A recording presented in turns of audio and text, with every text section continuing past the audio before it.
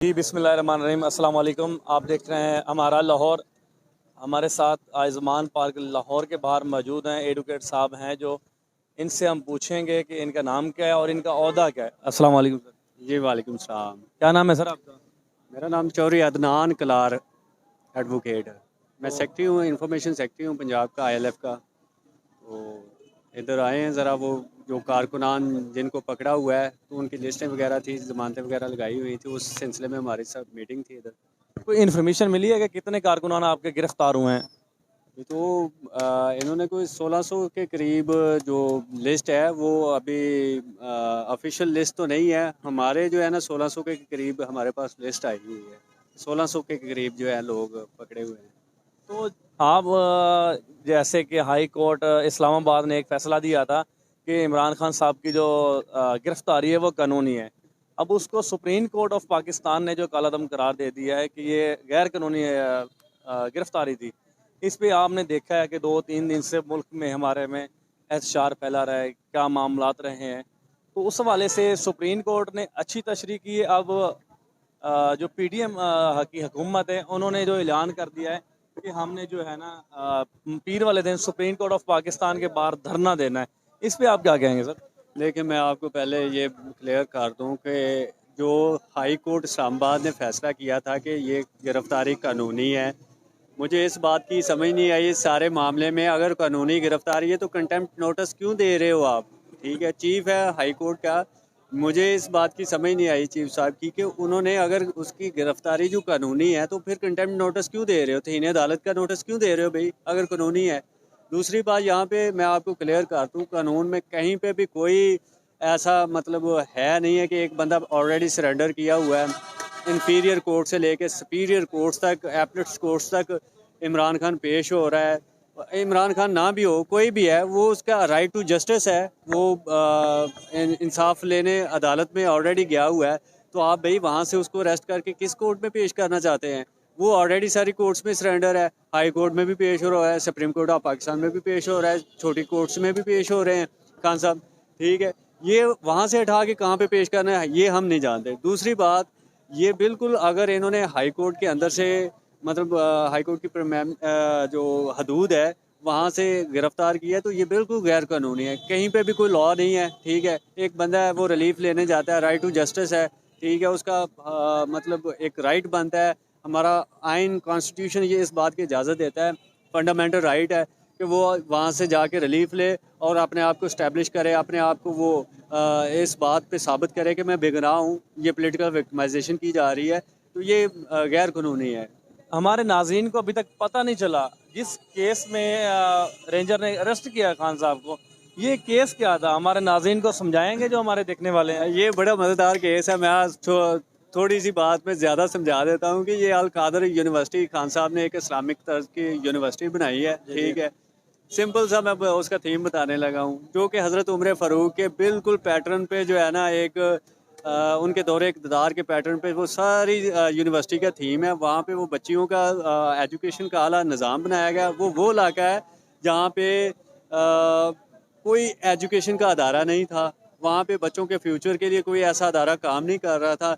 सिर्फ खान साहब का गुनाह ये है कि उन्होंने बच्चों के फ्यूचर के लिए वहाँ पे काम किया। वहाँ पे बलोच फैमिलीज़ की लड़कियाँ, सिंधी फैमिली की लड़कियाँ, पंजाब के जो ऐसे लोग हैं जो नहीं पढ़ा सकते अपने बच्चों को, वहाँ पे बस वो पढ़ रहे हैं जो को एजुकेशन में नहीं पढ़ सकते। ठीक है, और दूसरा वहाँ पे ये था कि वहाँ पे एजुकेशन का कोई ऐसा अदारा, कोई इंस्टीट्यूशन काम ही नहीं कर रहा था। खान साहब ने सिर्फ ये भला किया है लोगों का, 22-23 करोड़ आवाम का, एक नमल यूनिवर्सिटी बना दी है। एक खान साहब की ये करप्शन है, नमल यूनिवर्सिटी बना दी है लोगों के लिए। दूसरी करप्शन खान साहब की अल कादर की यूनिवर्सिटी बना दी है। बच्चों के फ्यूचर बने, लोग सर तरक्की आपकी मैं करें। ये ठीक है, रोक रहा हूँ आपको। ये अगर एक करप्शन भी है तो, लेकिन इमरान खान साहब का मेरा सवाल ये है कि अपनी ट्रस्ट नहीं है। ट्रस्ट जो होती है वो एक अवामी मफाद में होती है। बिल्कुल अगर जो चीज़ अगर बनाई गई है वो तो कौमी ख़जाने को नुकसान तो नहीं है, अवाम के फ़ायदे के लिए बनाई है। बिल्कुल बिल्कुल। उसमें खान साहब को कोई इम्कान या कोई फ़ायदा होता होगा या नहीं होगा? देखिए उसमें मेंबरशिप है खान साहब की? देखिए, खान साहब की तो बेनिफिशरी वो है ही नहीं। वो पब्लिक प्रॉपर्टी है, एक मतलब पब्लिक इंटरेस्ट के लिए बनाई गई है। ठीक है, वहाँ पे खान साहब को क्या फ़ायदा? खान साहब के बच्चे पढ़ रहे हैं या खान साहब उसकी तनख्वाहें खा रहे हैं? वहाँ से तो मिस्र से स्कॉलर आके मतलब पढ़ रहे हैं, टीचिंग कर रहे हैं, मिस्र से आके पढ़ा रहे हैं खान साहब, क्योंकि वो खान साहब तो बल्कि अपनी जेब से या जो भी लोग दे रहे हैं, डोनेट कर रहे हैं, वो तो लोग अपने, हर कोई अपने लिए करता है ना। देखे ना, इस्लाम है, अगर आप किसी की बुराई करते हैं तो वो अल्लाह ताला आपको अजर अजीम देता है, अल्लाह ताला आपके लिए तरक्की और सरबुलंदी रखता है। तो मुझे नहीं इस बात की समझ लगती कि अगर कुछ इस तरह का खान साहब ने अच्छा किया है, ये इसको करप्शन कह रहे हैं। ये करप्शन तो मैं हंस के इसलिए कह रहा हूँ कि खान साहब ने 3 शौकत खान बना दिए, नमल यूनिवर्सिटी बना दी, अलकादर यूनिवर्सिटी बना दी, ये खान साहब की करप्शन है। और भाई ये करप्शन है तो आप लोगों ने क्या किया है मुल्क के लिए? आप 75 ईयर हो गए इस मुल्क को बने हुए, आप सवाए खाने के अलावा आपने इस मुल्क के साथ किया क्या है? डीप स्टेट लोग हो आप, खा जाते हो, बाहर भाग जाते हो, वहाँ पे हजम करते रहते हो। आम गरीब बंदे के घर में आटा नहीं है, घी नहीं है, इतनी महंगाई है, उनके उनसे गुजारा नहीं हो रहा, उसका किचन नहीं पूरा हो रहा, वो इतने गमजदा हैं, वो कहाँ से मुल्क की तरफ देख सकेगा जब ये मुल्क ही खा गए सारा।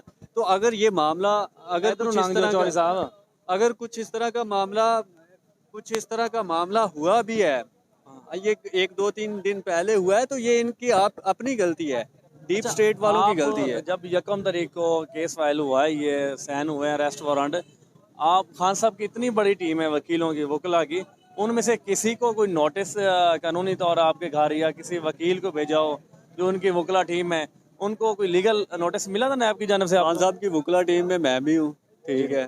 ये एक तो वकला को नोटिस जाना नहीं होता, दूसरी बात ये है कि ये जाना होता है जो भी मुल्ज़म होता है या जो भी उसमें जिसके खिलाफ ग्रीवियंस होते हैं, ठीक है, कि इस बंदे को इसने ये काम किया, उसको नोटिस करो, फलां डेट को आप तारीख पे हाज़िर हो।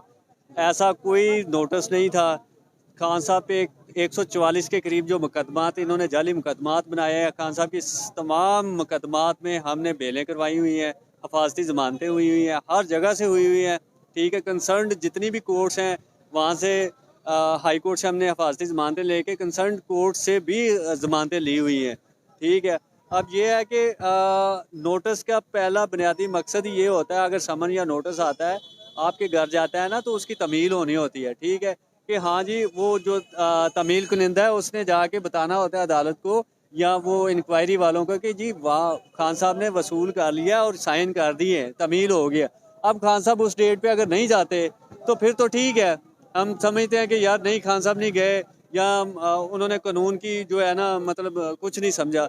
अब एक बंदे को पता ही नहीं है, नोटिस भी नहीं बनाया, खुद साख्ता नोटिस बना के बिल्कुल कल ही पकड़ा है, कल ही दिखा रहे हैं कि जी ये नोटिस है। खान साहब को कोई नोटिस वसूल नहीं हुआ, ये झूठ बोल रहे हैं, ना कोई उसकी तमील हुई है। कोई भी नोटिस आता है उसकी तमील होनी होती है। मेरे घर कोई नोटिस आए, आपके घर कोई नोटिस आए, अगर मैं रिसीव करता हूँ तो तमील कुनिंदा ने उसके पीछे साइन करवाने होते हैं कि फ़लाँ बंदे ने रिसीव किया है।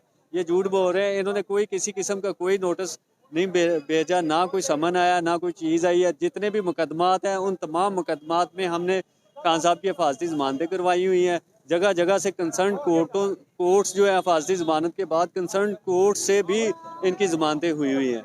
ये लोग जो खान साहब का इस्तेमाल करने के लिए आए हुए हैं यहाँ पे जमान पार्क में बड़ी तादाद में, खान साहब क्या आज लाहौर आएंगे या बनी गाला जाएंगे सीधा? खान साहब ने पहले तो बनीगाला जाना था, मैं खुद इस्लामाबाद से आया हूँ, ठीक है, तो सीधा इधर आया हूँ। खान साहब ने चूँकि अब इधर निकलना है अपना लाहौर के लिए, तो अभी वहाँ पे बड़े भाई हैं, उनकी कॉल आई है, तो उन्होंने बताया कि हाई कोर्ट के बाहर हवाई फायरिंग हुई है और वो सिक्योरिटी मेजर्स के सिलसिले में जो है ना, सिक्योरिटी क्लियरेंस बाहर सिचुएशन को देख रहे हैं। तो इंशाल्लाह ताला जो है ना खान साहब जो है ना लाहौर ही आ रहे हैं। अभी तक की जो बताया गया कि खान साहब लाहौर ही आ रहे हैं। चलें जी, बहुत शुक्रिया। हमारे साथ वकील साहब मौजूद थे जो इस्लामाबाद से लाहौर तशरीफ़ लाए हैं। खान साहब के वकील हैं, उनमें ये भी शामिल हैं। वकील साहब का ये कहना था कि खान साहब हाई कोर्ट इस्लामाबाद में अभी तक मौजूद है क्योंकि वो निकलने लगे थे। सिक्योरिटी क्लियरेंस का मसला है, वहाँ हवाई फायरिंग हुई है जिसकी वजह से सिक्योरिटी क्लियरेंस मिलेगी तो फिर खान साहब जो हैं लाहौर के लिए रवाना होंगे। इसी इजाज़त दीजिएगा अपने मेज़बान मोहम्मद अनवर बलोच को। आप देखते रहें हमारा लाहौर।